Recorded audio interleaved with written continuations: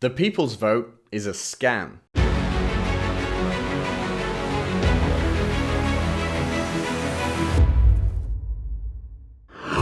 So by now you've probably heard all about the people's vote. You've probably seen it actually in the background of live TV reports outside Westminster with the crazy people holding the "Is Brexit worth it" signs. These are the people's vote people. These are the people pushing for the people's vote campaign, which is a campaign suggesting we should have another referendum.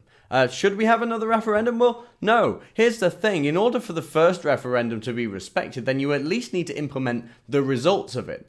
Then once you've implemented the results through this simple democratic process that we all understand, then the left would be perfectly within their rights to go out and campaign to rejoin the EU if they wanted. But that's not really what's happening, is it? Because so far we're 2 years down the line and nothing's happened yet.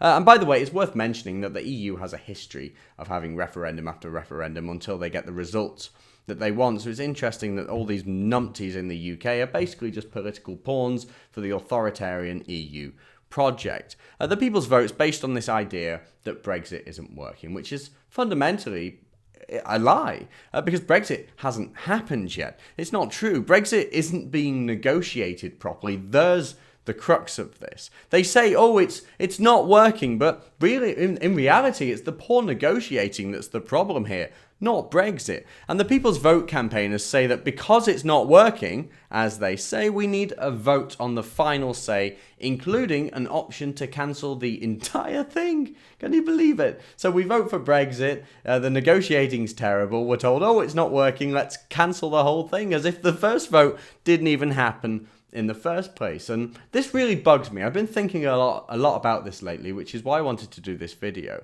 because this whole thing is misleading and disingenuous. It suggests that the bad negotiation process shows that Brexit doesn't work and that the only solution is actually just to stay in the EU, stay in the customs union and stay in the single market. But it's just not true. The current Brexit negotiations aren't working, and that is not the same as Brexit not working. It's deliberate sabotage. The politicians at every stage have made it impossible for the Conservative government to put forward a real Brexit deal. Even if Theresa May wanted to put forward a proper Brexit deal, the Lords and the MPs have had a concerted effort to stop that from happening. They've done everything they can to make problems for the whole process constantly. There's so many concessions that have had to be made and changes had to be made that now it's got to the point where it doesn't even resemble Brexit at all. And these people who claim the process isn't working are the people that stopped it from working